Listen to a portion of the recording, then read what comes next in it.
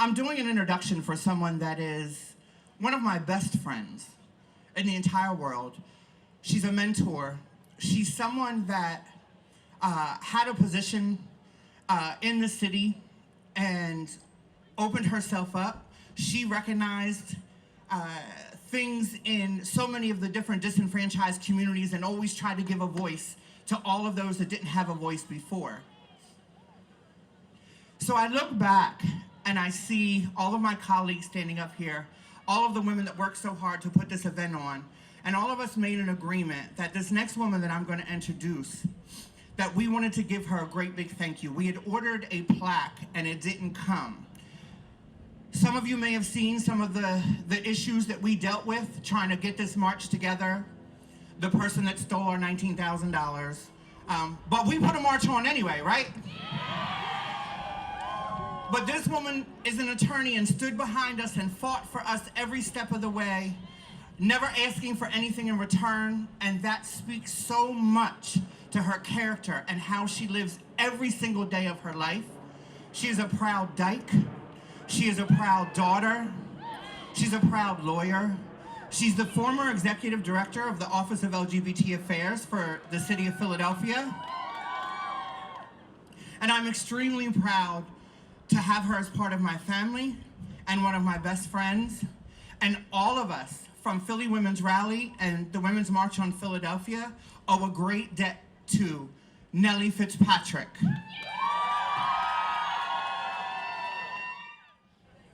Hey Philly, who's frozen out there? Right? All right, let me pull up a little technology, because for once I'm not using paper, which is awkward as hell for an attorney. All right. You know, it's an honor to be here with all of you who are willing to stand out here in the cold, who haven't suffered the fatigue of the overwhelming burden of the hate that the Trump administration keeps dropping on us every day, tweet by tweet. And I appreciate you all being out here. The theme of this year's march, We Shall Be Heard, you have been heard. Each and every one of you here have contributed your voices to a chorus that will remain loud and proud and heard. I'm a proud Philadelphian, Dyke, as Daisha pointed out, attorney and the former director of LGBT affairs under the Nutter and Kenney administration. I spent my years fighting for all sorts of people who have suffered from abuse. As a former Philadelphia district attorney, I specifically spent many years fighting in our very, very imperfect criminal legal systems for survivors of rape, sexual assault and abuse, domestic and intimate partner violence, human trafficking, and gun violence. In my role as a prosecutor specialized in championing some of the city's most vulnerable citizens, I bore witness to hundreds of survivors confronting the individual who injured them. All too often, these survivors would ask me how they can hold the institution that allowed their abuse accountable. How can they hold the church, the business, the university, the school, the hospital, government agency, and so forth accountable for hiring, supporting, or condoning the acts of their abusers? Time after time, these victims of violence and crime were told by myself and my colleagues that criminal prosecutors can only prosecute the individual, not the institution. The priest, but not the church. The coach, but not the university. The doctor, but not the hospital. The shooter, but not the business for their lack of security. Over and over, I watched the one who had pulled the proverbial trigger held accountable, while the system that allowed and supported these violent acts went unchecked. Well, time's up. Systematic victimization must stop. When it comes to all institutions choosing to protect their power, their brand, or their bottom line over the safety and dignity of those they serve, and all the systems that enable and perpetuate their vile, disgusting abuse, survivors shall be heard and you shall be stopped. And not only here on the Parkway when we gather and rally, or in the streets when we protest, or in the polls when we vote, in the places where we're elected, but we shall be heard in courtrooms across the country, and we will take these abusive institutions to their knees. I now work as an attorney with a team of dedicated representation and dedicated attorneys to represent victims and survivors of crime nationwide in civil litigation against those very institutions who continue to protect sexual predators, violent abusers, and criminal behavior within their ranks. To anyone out there who has suffered in silence or feared contacting law enforcement, you're not alone. Together, as survivors, advocates, activists, and attorneys, we shall be heard. Now, this past fall, we bore witness to the hearings that led to the confirmation of now United States Supreme Court Justice Brett Kavanaugh. You said it. A man nominated by a president who has been accused of sexual misconduct by no less than 19 women since the 1980s.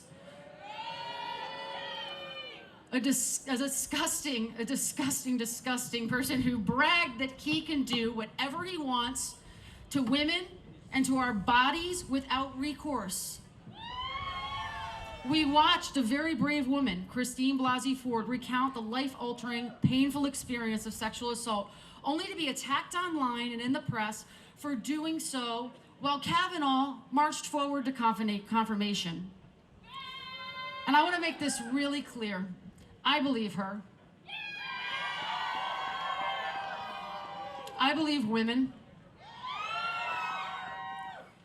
And this was by no means the first time that we have witnessed a woman bravely confront somebody in power who assaulted, violated, harassed, or abused her, then to be subjected to attacks and insults. Each time the message being delivered to women and girls in our country that even when they speak up and speak out, they are not heard, they are not believed, they are not protected, and they are not worthy. And this is unacceptable. We shall be heard. We believe women. We must protect all women and each other, and each and every one of us is worthy. Like so many of you, I remain mad as hell and cold today. At times, and downright just sad about the state of our government.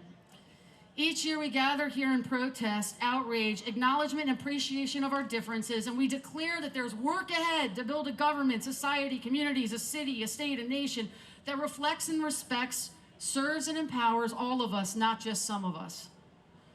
We stand here and we denounce the hate of the Trump administration has sanctioned and the dangerous, demeaning stance that our nation has taken on the global stage. We stand here and we refuse to allow our president's disgusting, racist, sexist, xenophobic behavior to become the new normal in our nation's capital and throughout our cities and communities.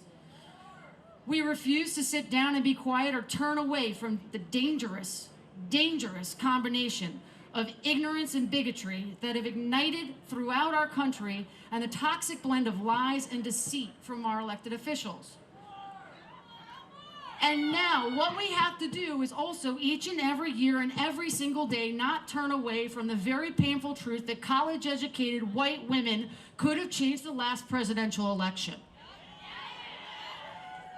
White women must stop being the foot soldiers of the patriarchy. We must continue to face the reality and the destructiveness of privilege. The only way to vindicate the rights of women is to address the concerns of all women. Feminism can only succeed if it is anti-racist, if it's pro-LGBT, if it stands for disability rights, if it stands for the rights of the undocumented women and families, if it's anti-poverty. In a time such as this, we can experience fatigue from what seems like an impossible battle to meet such a tremendous need. Fatigue from the onslaught of news and shocking behavior coming out of our nation's capital. Fatigue from the racism, xenophobia, bias, and hate. Fatigue from the President of the United States tweeting one nonsensical, egomaniacal tweet after another, while children remain separated from their families, some without hope of reunification. Poverty continues to suffocate neighborhoods. Violence continues to plague our city, especially in our neighbors that are in our neighborhoods suffering from poverty. Homelessness grips our society. The opioid crisis now grows to claim more lives than traffic accidents. And all of this, we all have to balance this against the real truth. is that none of this fatigue of seeing this in the news every day holds a candle to the bone-deep exhaustion of living in fear, need, and poverty, created and fueled by racism and seemingly limitless forms of hate and discrimination that are plaguing our nation right now. We all must be heard for those who cannot speak and for those in the shadows and in the margins, for those seeking refuge, health care, and a safe, accessible abortion, a livable wage and equal pay, rights and protections for those for who they are and for who they love, and for acceptance by their family and their neighbors, their community and their government. We all must be heard. In a moment of searching for strength, purpose, and empathy, community, and worthiness, I often think of another Supreme Court justice, the notorious RBG, Ruth Bader Ginsburg. She spent her entire career doing what she could, where she could, and for everybody. Oh, I hear you, Deja, but I'm not going to stop when I'm talking about RBG. She once said that she would like to be remembered for using whatever talent she had to do her work the very best of her ability. And she also said that real change, enduring change, happens one step at a time. And we all must do that, one step at a time, small and large, in the paths in which we move. We all must use whatever talents we have in whatever work we do and the lives we lead to make more space, more opportunity, and more protection. And as we do this, we have to measure the success of our movement by the steps that we take for the most vulnerable and the most marginalized. It is only when we center that movement and put those who are most marginalized at the front that we all move forward together. Thank you. I hope that you all vote for all of our great women candidates we have, especially my dear friend Deja.